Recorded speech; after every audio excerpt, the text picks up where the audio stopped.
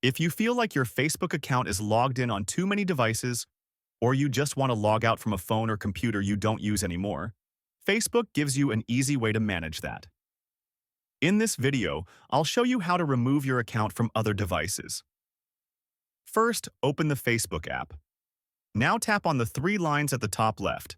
Scroll down and select Settings and Privacy, then tap on Settings. Next, go to the Account Center. Scroll and tap on Password and Security. Now choose the option where you're logged in. Here you'll see all the devices where your account is currently active.